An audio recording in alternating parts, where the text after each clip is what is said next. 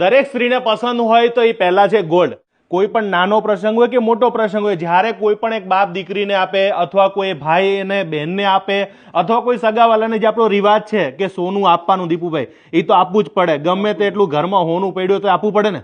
જેટલું એ મોંઘું હોય થોડું ઘણું તો આપવું જ પડે. હા, એના વગર તો એના આગળ કોઈ ઉધાર જ નહીં. ઉધાર જ નથી. હવે તમને કીધું કે માર્કેટમાં મોંઘા ભાવનું સોનું લઈને કોઈ મતલબ નથી. તમને આજે 3% જે મજૂરીના 3%, ભાઈ આપણે તમે 3%માં આપી દો ને. પહેલા તો આપણે ગઈ વખતે વિડીયો બનાવ્યો હતો ત્યારે તમે ફ્રી મજૂરી રાખી હતી, પછી 5%, હવે સીધું 3%. બસ હવે ફક્ત 3% મજૂરીમાં કમલેશભાઈ આપવાનું. એટલે જેટલા લોકો બાકી રહી ગયા એ લોકો ખરીદી કરવા રહી ગયા, જે લોકોની ખરીદી બાકી એ લોકો ચોક્કસથી વધારો. ફક્ત મેકિંગ ચાર્જીસ 3% અને કોઈ પણ ઓર્નામેન્ટ્સ હોય એની અંદર 3% મજૂરી છે. ભાઈ ઘણા લોકોની કોમેન્ટ હતી કે આ ઓર્નામેન્ટ છે તો એની અંદર ગોલ્ડ સિવાય બીજી વસ્તુ એના બાદ કરીએ કે ભાઈ ભેગું ચડાવી દો. ના, કશું ભેગું ના ચડે. એની અંદર ગ્રોસ વેટ, નેટ વેટ બધું અલગ હોય. જે વસ્તુ જે સેમી પ્રેશિયસ સ્ટોન આવતા હોય તે સ્ટોનના પૈસા અલગથી લેવામાં આવે.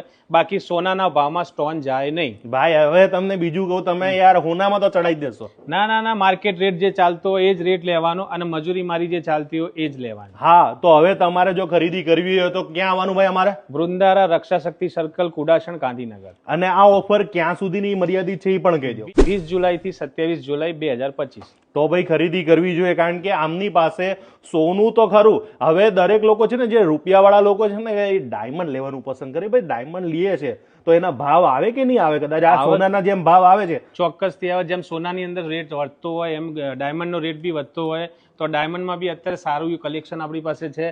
અને એમાં બી બહુ સરસ વાત કે એની અંદર મેકિંગ ચાર્જીસ 0 હોય. એમાં કોઈ મજૂરીના પૈસા કોઈ જ મજૂરી નહીં. જે માર્કેટ રેટ છે રેટ અને પ્લસ મેકિંગ ચાર્જીસ 0. ગોલ્ડ તો બહુ લઈ લીધું, તો ડાયમંડ લેવું તો એની પણ આપણી પાસે સુવિધા છે. આપણી પાસે રિયલ ડાયમંડમાં બી છે. અને તમે એમ કહેશો તો લેબ ગ્રોન ડાયમંડ, જે લેબ ટેસ્ટિંગ ડાયમંડ આવે એ બી એની અંદર બી સારી એવી રેન્જ. એના ભાવ આવે કે નથી આવતા? આવે. એની અંદર બી બાયબેક પોલિસી સારી એવી હોય કમલેશભાઈ. હા, જેમ આપણે ગોલ્ડ આપણે હે ને જૂનું આપીને નવું હોનું લઈ જાય છે એ બધી જગ્યાએ. અને ભાઈની હજુ મને એક વાત યાદ છે કે કમલેશભાઈ, ગોલ્ડ એક એવી વસ્તુ છે કે આખા વર્લ્ડનું કરન્સી કહેવાય. બરોબર? ચોક્કસથી કહેવાય.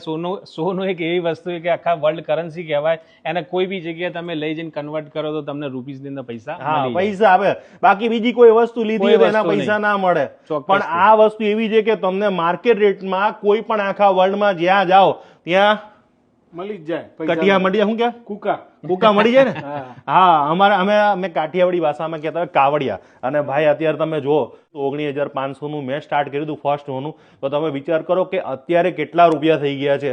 બહુ સમય નથી થયો. હું હજુ તમને કહું છું કે ગયડા લોકો બે જ વસ્તુમાં ઇન્વેસ્ટ કરવાનું કહેતા હોય છે. પહેલું છે પ્રોપર્ટી અને બીજું છે ગોલ્ડ. હા, આમાં